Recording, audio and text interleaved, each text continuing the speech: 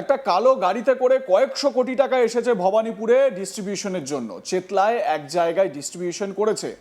তারা আমায় বলেছে, দিদি আমরা টাকা নিয়ে নিয়েছি কিন্তু ভোট দেব না, সেটা আমরা শনাক্ত করতেও পেরেছি। ভবানীপুরে গাড়ি করে বিজেপির টাকা বিলি করছে বলে বিস্ফোরক দাবি সামনে আসাতে উত্তাল বঙ্গ রাজনীতি।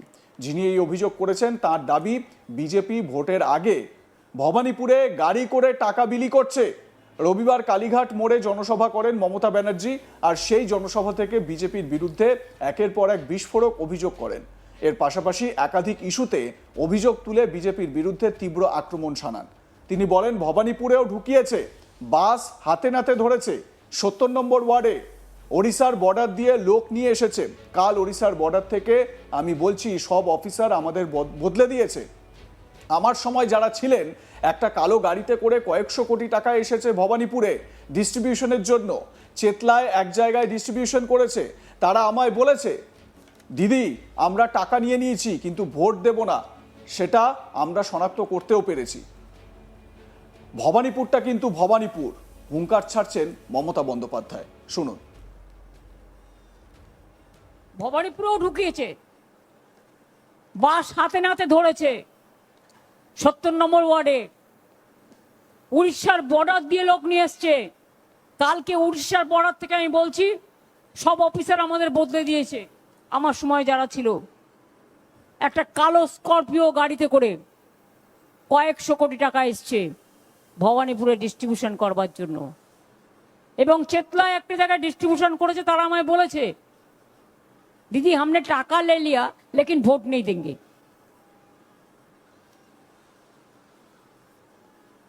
এবং সেটা আমরা আইডেন্টিফাইও করতে পেরেছি।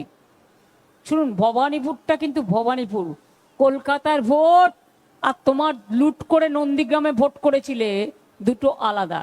ভেবেছে এখানে ওসি চেঞ্জ করলে ওসি ভোট দেবে, রিটার্নিং অফিসার চেঞ্জ করলে রিটার্নিং অফিসার ভোট দেবে,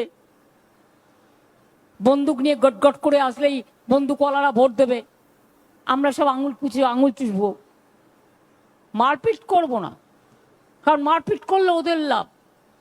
কাল দেখলেন না, একটা মিটিং আমি করলাম না, আমার কিছু যায় আসে না, বরঞ্চ মিটিংটা করলাম আমি যে ভোট পেতাম, ও যে আমার মাইকের মধ্যে মাইক লাগিয়ে দিয়েছিল সেই জন্য ভোটটা আরো গেল।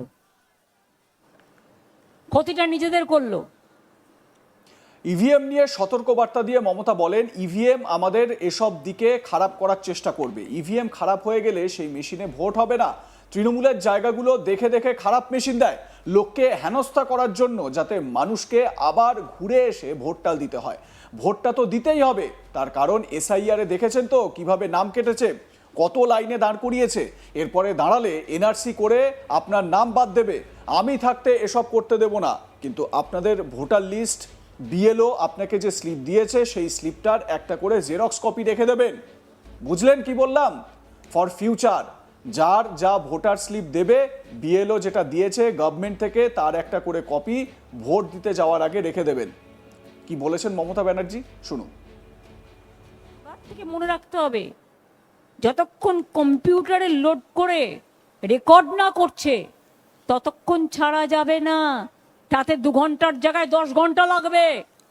কিন্তু কম্পিউটার রিগিং আর ইভিএম মেশিন রিগিং, জনগণের ভোট, এসব মানব না। আর একটা কথা মনে রাখবেন, আমি সংবাদ মাধ্যমকেও বলবো, নির্বাচনের স্বার্থে, গণতন্ত্রের স্বার্থে আমার এই কথাটা প্রচার করতে। অনেকে জানেন না, বলে টিপুন। আপনি ধরুন একটা সিম্বল টিপে দিয়ে চলে এলেন, দিয়ে চলে আসবেন না, 10 সেকেন্ড অপেক্ষা করবেন।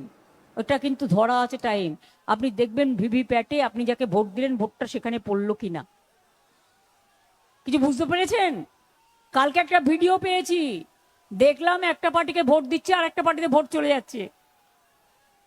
সেই জন্যই আমার কথা হচ্ছে, আমাকে পাবলিককে অ্যালার্ট করতে হবে। কোন ইভিএম এ কি করে রেখে দিয়েছে তা তো আমি জানি না। এখন তো পুরোটা চেকও করতে দেয় না। নির্বাচন কমিশনের নামে বিজেপি টোটালটা চালাচ্ছে। এটা মনে রাখবেন, ভোট যাকেই দেবেন, ভোট দেওয়ার পরে সেই ভোটটা তার জায়গায় পড়লো কিনা চিহ্নে, সেটা ভিভিপ্যাট দেখতে হবে। 10 সেকেন্ডের মধ্যে এটা হয়ে যায়।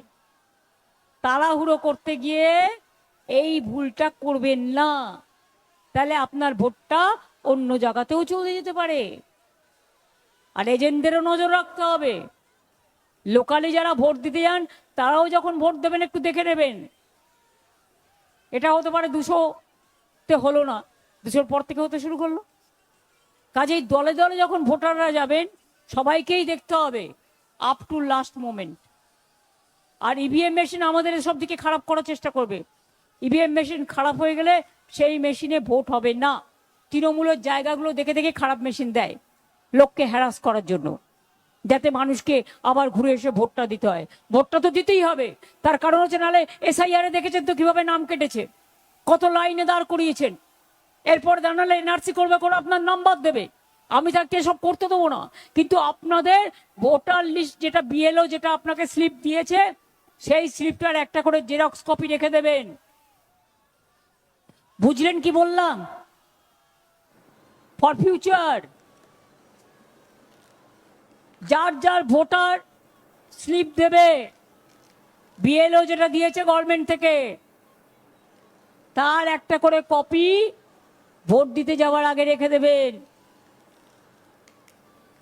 পরে কাজে লাগবে। মমতা বন্দ্যোপাধ্যায় এই সভা থেকে শুভেন্দু অধিকারীকেও নিশানা করেন। তিনি ভবানীপুরে তার নির্বাচনী ক্ষেত্রে সভা করতে গিয়ে বলেছেন যে শুভেন্দু অধিকারীর প্রসঙ্গ তুলে বলেছেন যে আগে সবসময় অভিষেকের বিরুদ্ধে কথা বলে, অভিষেককে নিয়ে তারা বাড়িতে ইডি সিবিআই দিয়ে রেড করায়। মমতা বন্দ্যোপাধ্যায় বলেন যে অভিষেকের তুই নখের যোগ্য না, যা তোকে বলে দিলাম। অর্থাৎ শুভেন্দু অধিকারীকে উদ্দেশ্য করেই এ কথাটা বলেছেন মমতা বন্দ্যোপাধ্যায়। তিনি এও বলেন যে আগে অভিষেককে হারিয়ে দেখা, তারপর আমাকে হারাতে আসবি। যদিও শুভেন্দু অধিকারী ভবানীপুরের সভা থেকে পাল্টা বলেছেন যে আপনাকে নন্দীগ্রামে হারিয়েছিলাম, সেই সময় আপনার বাটন নাম্বার ছিল 2, এবারেও ভবানীপুরে আপনার বাটন নাম্বার 2, আপনি 2 নম্বরেই থাকবেন। অর্থাৎ ভবানীপুরেও মমতা বন্দ্যোপাধ্যায়কে হারানোর ইঙ্গিত দিচ্ছেন শুভেন্দু অধিকারী। যদিও কে হারবে কে জিতবে সেটা তো 4 তারিখই বোঝা যাবে, তবে তার আগে নির্বাচনী প্রতিদ্বন্দ্বিতা একেবারে চরম পর্যায়ে গেছে। আর এই জায়গা থেকে মমতার অভিযোগ যে ভবানীপুরে লোক ঢুকিয়েছে, বাসে করে লোক ঢোকানো হচ্ছে এবং টাকা দেওয়া হচ্ছে। কি বলেছেন মমতা বন্দ্যোপাধ্যায় 70 নম্বর ওয়ার্ড সম্পর্কে শুনুন। ভবানীপুরেও ঢুকিয়েছে, বাস হাতে নাতে ধরেছে 70 নম্বর ওয়ার্ডে। উড়িষ্যার বর্ডার দিয়ে লোক নিয়ে এসছে। কালকে উড়িষ্যার বর্ডার থেকে আমি বলছি সব অফিসার আমাদের বদলে দিয়েছে। আমার সময় যারা ছিল, একটা কালো স্করপিও গাড়িতে করে কয়েকশো কোটি টাকা এসছে ভবানীপুরে ডিস্ট্রিবিউশন করবার জন্য। এবং চেতলায় একটা জায়গায় ডিস্ট্রিবিউশন করেছে, তারা আমায় বলেছে দিদি हमने টাকা ले लिया लेकिन ভোট नहीं देंगे। আপনাদের মতামত জানাতে থাকুন, দেখতে থাকুন আজ তাক বাংলা, সাবস্ক্রাইব করুন আমাদের ইউটিউব চ্যানেলটি।